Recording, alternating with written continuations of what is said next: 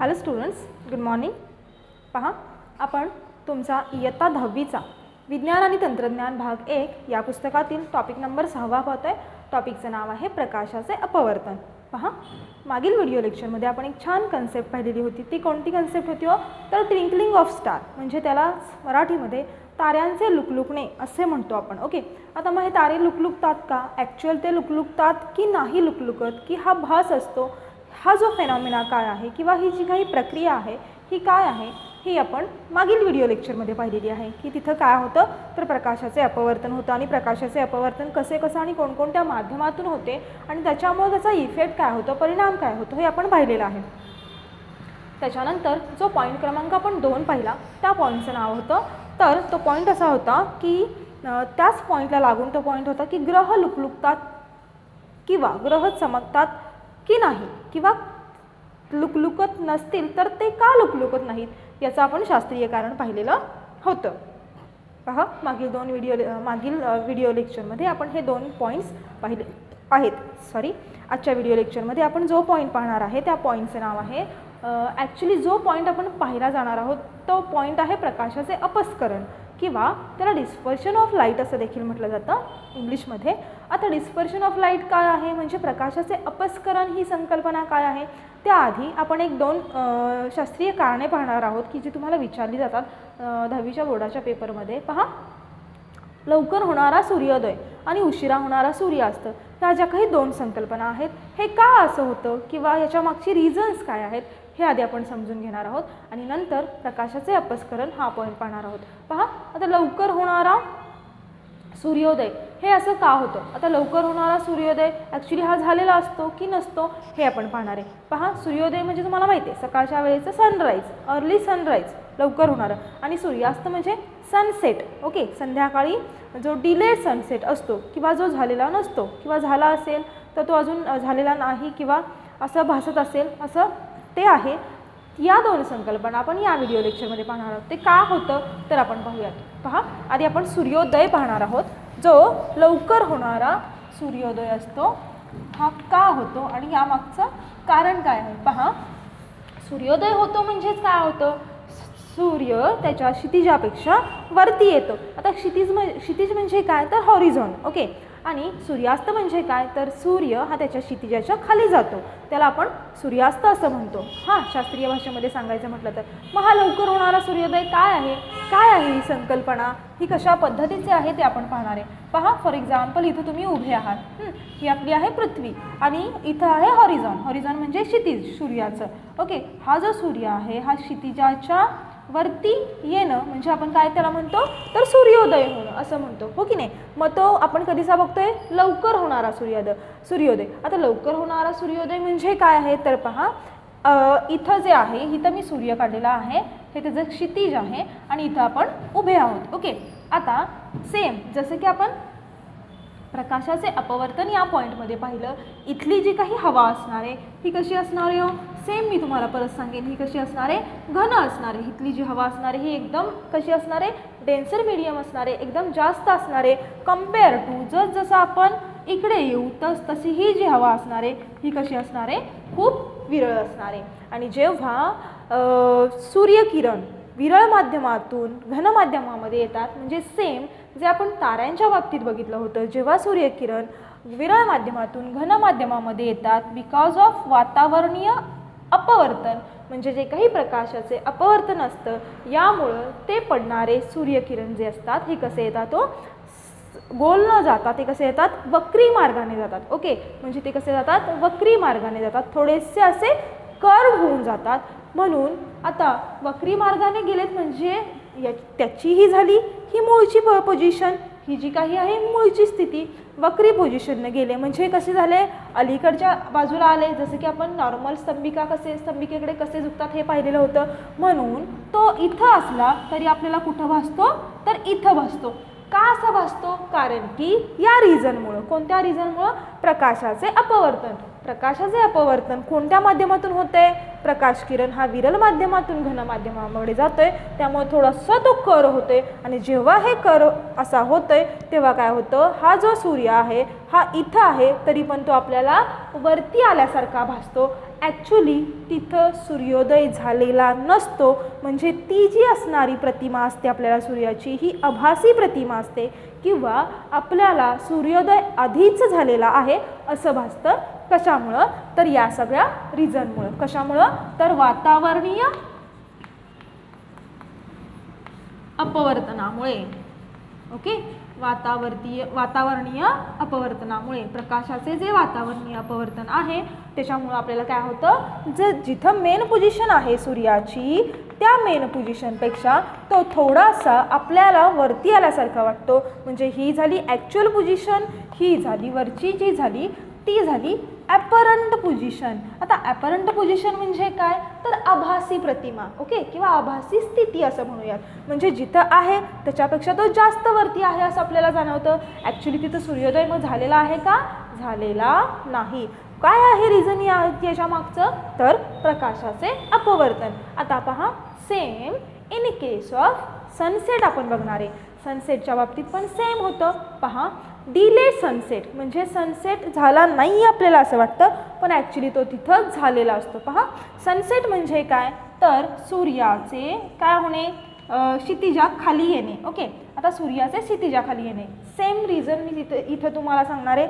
सूर्य इथं खाली आला म्हणजे, व्हेरी सॉरी एवढं मोठं नको काढूयात आपण, असं काढूयात. हां, हे क्षितिज म्हणजे हे हॉरिझॉन. ओके, याच्यावरती म्हणजे सूर्योदय, या क्षितिजाच्या खाली म्हणजे सूर्यास्त.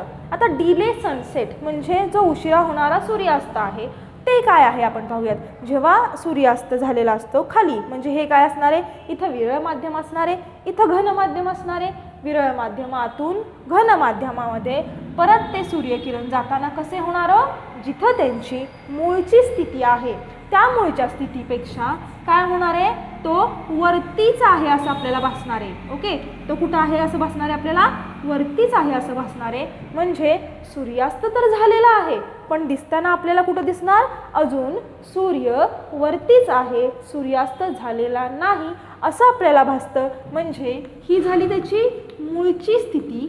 ओके, म्हणजे तो क्षितिजा खाली गेलेला आहे तरी पण आपल्याला असं काय वाटतं की गेलेला नाही. कशामुळं, तर प्रकाशाच्या अपवर्तनामुळं किंवा वातावरणीय अपवर्तनामुळं. इथं जे माध्यम असणार आहे हे कसं असणार आहे, विरळ असणार आहे. वरचं जे असणार आहे हे कसं असणार आहे, घन माध्यम असणार आहे.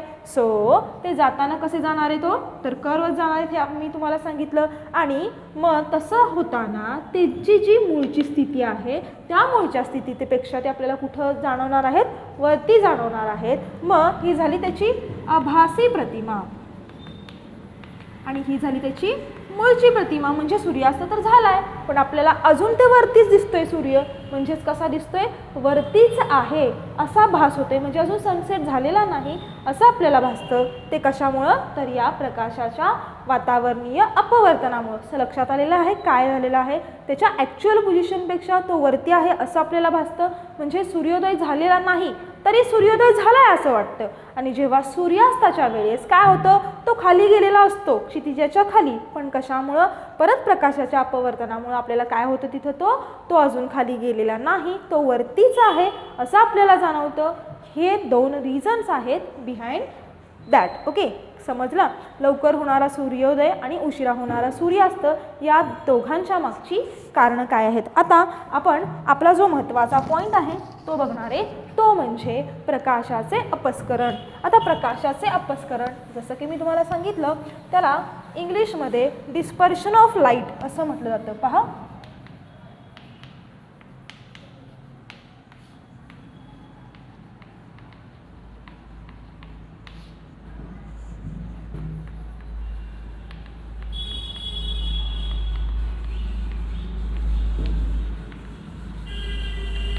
ओके. आता dispersion of light he concept काय आहे, तर सगळ्यात पहिल्यांदा मी तुम्हाला एक याची सोपी व्याख्या सांगते. पहा, separation of various 7 colour, separation of light into various 7 colours. पहा, जे काही 7 कलर असतात कोणते आहेत ते आपल्याला माहिती आहे. मग ताना पिही नी पाजा हे जे 7 कलर आहेत, पहा ही संकल्पना पाहायच्या आधी तुम्हाला मी एक उदाहरण सांगते, मग आपण ती संकल्पना पाहूयात. प्रकाशाचे अपस्करण म्हणजे काय, तर डिस्पर्शन ऑफ लाईट. पहा तुम्ही तुमच्या कंपासपेटीमध्ये असणारी पट्टी कधी अशी डोळ्यासमोर धरून बघितली आहे का हो?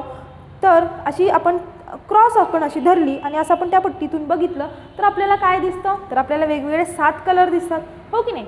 किंवा इंद्रधनुष्य याच्यामध्ये देखील आपल्याला 7 कलर दिसतात. हां, मग हे 7 कलर कशामुळं दिसले, काय आहे याच्या मागचं कारण, हे कशामुळं दिसतं. आपण म्हणतो वाव किती छान दिसते, मला बघ ह्याच्यामध्ये 7 कलर दिसतात. मग ते 7 कलर का दिसतात, तर तिथं काय झालेलं असतं, प्रकाशाचं अपस्करण झालेलं असतं.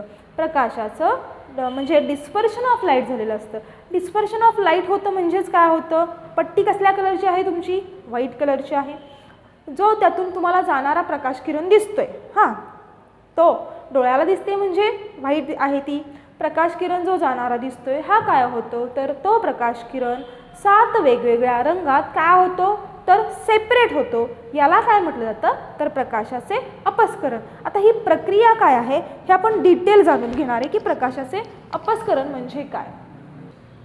पहा प्रकाशाचे अपस्करण म्हणजे काय आहे, तर जसं की मी तुम्हाला सांगितलं, जेव्हा तुम्ही कंपास पट्टीतील पट्टी बघणार तिथं प्रकाश किरण कसा असतो, पांढऱ्या कलरचा असतो. आपल्याला दिसतोय म्हणजे तो कसा असणार आहे, व्हिजिबल आहे.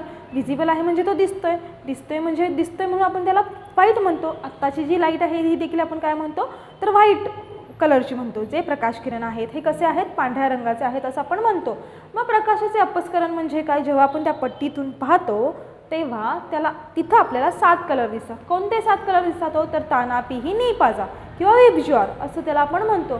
मग हे 7 कलर दिसणं यालाच प्रकाशाचे अपस्करण असं म्हटलं जातं.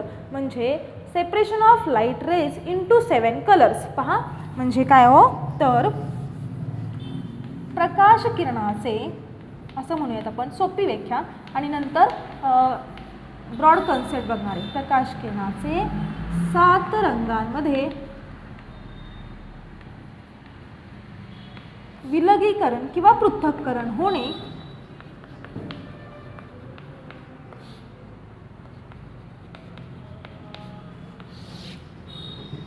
किंवा पृथक्करण होणे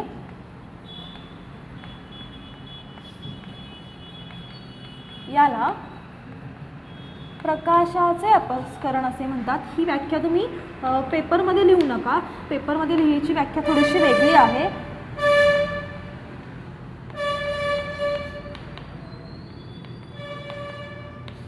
पहा आता ह्याच्यामध्ये होतं काय, पहा याचा जो शोध लावलेला आहे ते मी तुम्हाला आधीच सांगते. हा जो शोध आहे, ही जी डिस्कवरी आहे ही सर आयझॅक न्यूटन यांनी लावलेली आहे. सायंटिस्ट जे आहेत हे कोणी हे डिस्कवर केलेलं आहे, सर आयझॅक न्यूटन यांनी हे डिस्कवर केलेलं आहे. आणि त्यांनी हा जो काही प्रकाशाचे अपस्करण किंवा डिस्पर्शन ऑफ लाईट हा जो काही प्रयोग आहे, हा प्रयोग कॅरीड आउट करण्यासाठी त्यांनी एक प्रिझम घेतलेला होता. बाळांनो काय घेतलेला होता, तर प्रिझम. आता प्रिझमला मराठीमध्ये काय म्हणतात, तर काचेचा लोलक.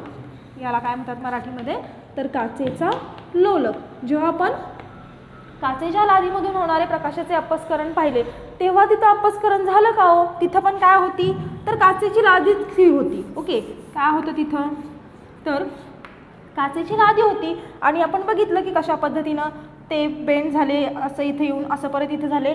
यावेळेस आपल्याला इथं अपस्करण दिसलं का, दिसलं नाही. आपल्याला इथं फक्त काय दिसलं, अपवर्तन दिसलं. ओके, हे एक मीडियममध्ये दिसलं, ह्या एक मीडियममध्ये दिसलं. असं का होतं, कारण की हे दोघं एकमेकांना कसे आहेत हो, तर पॅरलल आहेत, म्हणजे समांतर आहे. ही जी काही काचेची लादी आहे त्याची जी काही वरची कडा आहे आणि त्याची जी काही खालची कडा आहे हे एकमेकांना कसे आहेत हो, तर पॅरलल आहेत, समांतर आहेत. त्यामुळं तिथं काय झालं, तर प्रकाशाचे अपवर्तन झालं. मग प्रकाशाचे अपस्करण होण्यासाठी म्हणजे डिस्पर्शन ऑफ लाईट होण्यासाठी ते जे काही कलर आहेत हे सेपरेट आउट होण्यासाठी आपल्याला कशाची गरज असते, तर आपल्याला तिथं प्रिझमची गरज असते. आता प्रिझमच का वापरायचा, कारण की तिथं आपल्याला अँगलची गरज असते. पहा त्यांनी काय वापरलं होतं, तर अँगल वापरला होता, प्रिझम वापरला होता. आणि प्रिझम पहा अशा पद्धतीचा होता. याला आपण काचेचा लोलक म्हणूयात आणि ही काचेची लादी. पहा ही आहे काचेची लादी आणि इथं काय होणार आहे, प्रकाशाचे अपवर्तन होणार आणि इथं प्रकाशाचे अपस्करण होणार आहे. कशामुळे हो, तेच कारण तुम्हाला मी आता सांगते. पहा, अपस्करण इथं होणार आहे, डिस्पर्शन ऑफ लाईट.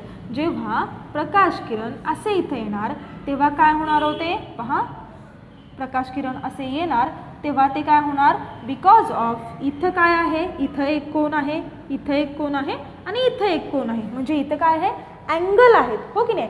मग अँगल आहेत त्यामुळं हे जे प्रकाश किरण आतमध्ये पडणार आहेत ते प्रकाश किरण कशाच्या माध्यमात जाणार हो, तर एकतर असे जातील जी त्यांची मूळची स्थिती असते, किंवा ते तसे न जाता असे जायला हवेत पण ते तसे न जाता कसे येतात, असे येतात आणि इथून पुन्हा असे बाहेर पडतात. ओके, इथून पुन्हा कसे बाहेर पडतात, तर इथून पुन्हा ते बाहेर पडतात. हे जे काही होतं याला प्रकाशाचे अपस्करण. आणि हे होताना हे काय करतात, 7 कलर्स सेपरेट आउट होतात. आता हे 7 कलर सेपरेट आउट का बरं होतात ते मी तुम्हाला सांगते. पहा काय झालं, एक हा प्रकाश किरण आला, तो विरल माध्यम, ही समजा हवा माध्यम आहे, हे घन माध्यम आहे. ओके, हे आहे विरल माध्यम. इथून जाताना ते काय झाले, बेंड झाले, जसं की आपण शिकलोय. म्हणजे ते कुठे झाले, ॲक्च्युली असा जायला पाहिजे होता पण तो गेला का, नाही गेला, कारण की आपण आधीच शिकलेलं आहे अपवर्तन होताना काय होतं, विरल माध्यमातून घन माध्यमामध्ये येताना थोडेसे ते कुठं झुकतात, अलीकडे झुकतात, म्हणून तो असा आला आणि परत तिथून बाहेर पडताना तो कसा बाहेर पडणार आहे, तर असाच परत बाहेर पडणार आहे. ओके, थोडंसं आपण वेगळं काढूया तिथं आणि तो असा बाहेर पडणार आहे. ओके, अशा पद्धतीने ते होतं. हे का होतं ते आपल्याला पाहिजे. आता इथं काय झालेलं आहे, तर ही जी काही एक कन्सेप्ट आहे आपल्याला माहिती आहे. प्रकाश म्हणजे काय आहेत, तर विद्युत चुंबकीय प्रारणे आहेत. बरोबर, प्रकाश म्हणजे काय आहेत, तर विद्युत चुंबकीय प्रारणे. आता विद्युत चुंबकीय प्रारणे यालाच इंग्लिशमध्ये काय म्हटलं जातं, तर इलेक्ट्रोमॅग्नेटिक वेव्स. आता आपल्याला हे प्रकाशाचे अपस्करण पाहिजे आधी सगळ्यात पहिल्यांदा 2 संकल्पना शिकून घ्यायच्यात बाळांनो. एक म्हणजे तरंग लांबी आणि दुसरं म्हणजे वारंवारता. तरंग लांबी आणि दुसरं म्हणजे वारंवारता. याला इंग्लिशमध्ये वेवलेंथ आणि याला इंग्लिशमध्ये फ्रिक्वेन्सी असं म्हटलं जातं बाळांनो. ही दोघं का गरजेचं आहे, हे जे असं होतं याच्यामध्ये अपवर्तन होतं, क्लिअर झालं. का होत नाही अपस्करण, हे क्लिअर झालं. इथं दोन्ही कडा कशा आहेत, समांतर आहेत, म्हणून इथं अपवर्तन होणार. ओके, इथं अपस्करण होतं प्रिझममधून. यांनी काय केलं, एक काचेचा लोलक घेतला. प्रिझम म्हणजे काय, तर काचेचा लोलक. काचेचा लोलक म्हणजे हे अशा पद्धतीने असणारे, असा ट्रायंगल असणारे. आणि आता इथं ट्रायंगल आलंय म्हणल्यानंतर इथं काय आलं, 2 कोन आले आणि कोलामुळं काय झालं, तर ते बेंड झालेले आहेत. ते काय झालेलं आहे, वेगळं झालेलं आहे. इथून इथं आले आणि इथून आतमध्ये गेले आणि ते होताना ते 7 कलर सेपरेट आउट करतात. हे का करतात ते आपल्याला पाहिजे. तर प्रकाश काय आहे, विद्युत चुंबकीय प्रारणे आहेत. आता ह्या 2 संकल्पना काय आहेत पाहणार आहे आपण.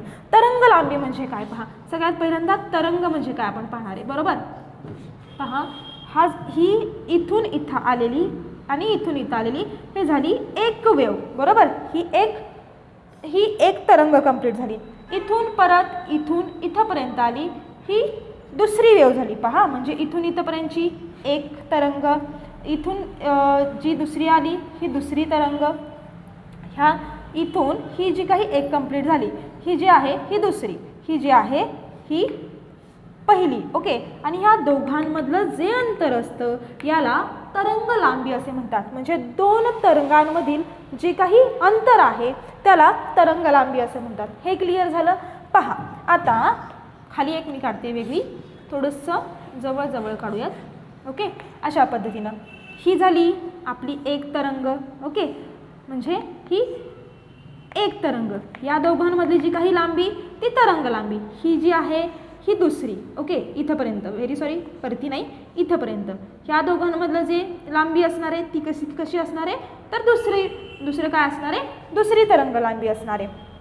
पहा आता मग वारंवारता म्हणजे काय, तर एखाद्या तरंगलांबीमधील अंतर किंवा एखाद्या वस्तूचं किती कमी अधिक प्रमाणात त्याचं कमी जास्ती झालेलं आहे याचं प्रमाण, त्याला काय म्हणतो आपण, वारंवारता असं म्हणतो. पहा मग हे जे काही कलर असतात हे 7 कलरमध्ये जातात. जसं की मी तुम्हाला सांगितलं किती कलरमध्ये, तर ता, ना, पी, ही, नी, पा, जा म्हणजे सगळ्यात पहिला जो दिसतो तो कोणता दिसणार आहे आपल्याला जेव्हा आपण पट्टीमधून बघणार आहे तेव्हा तांबडा, नारंगी, पिवळा, हिरवा, निळा, पारवा आणि जांभळा. ओके, अशा पद्धतीने दिसणार. किंवा यालाच विबज्युआर. ओके,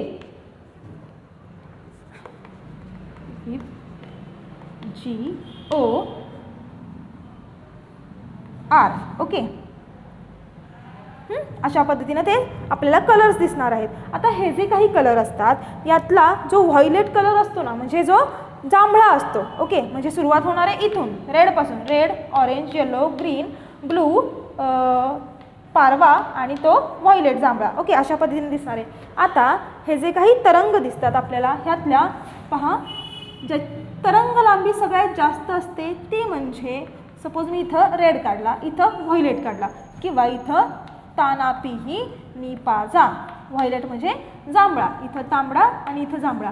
तरंग लांबी म्हणजे तुम्हाला काय समजलं, दोन ज्या काही तरंग असतील त्या दोन तरंगामधली लांबी त्याला आपण म्हणतो तरंग लांबी. आणि वारंवारता म्हणजे काय, ही लांबी किती अधिक प्रमाणात झालेली आहे किंवा एखादी वस्तू किती अधिक प्रमाणात त्याची वेव्हलेंथ बदलते हे जे काही प्रमाण असतं याला वारंवारता म्हणतात. आता पहा, जेव्हा तरंग लांबी जास्त असते तेव्हा फ्रिक्वेन्सी जी असते ही कमी असते. पहा या ठिकाणी मी तुम्हाला सांगते, जेव्हा तरंग लांबी जास्त असणार, तरंग लांबी ही जेव्हा जास्त असते तेव्हा वारंवारता कमी असते. ओके, आणि जेव्हा तरंग लांबी कमी असते,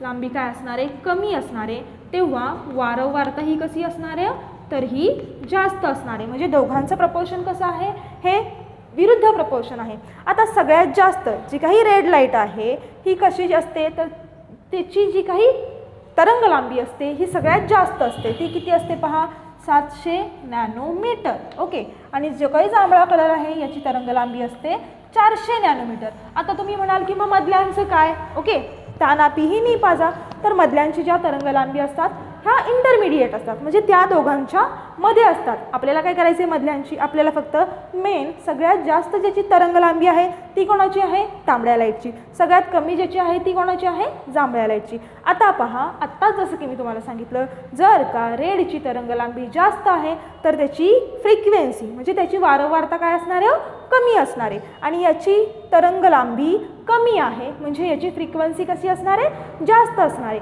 म्हणजे हे जे काही तरंग लांबी आणि वारंवारता या दोघातील जो काही फरक आहे, या दोघातील फरकामुळे हे प्रकाश किरण काय होतात, तो वेगवेगळे 7 कलरमध्ये काय होतात, सेपरेट आउट होतात. पहा, तरंग लांबी आणि वारंवारता या दोघांमधील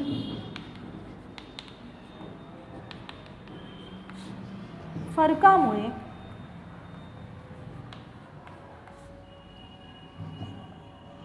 प्रकाश किरण 7 वेगवेगळ्या रंगामध्ये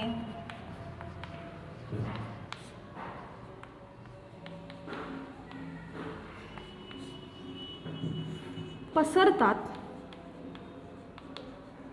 या प्रक्रियेलाच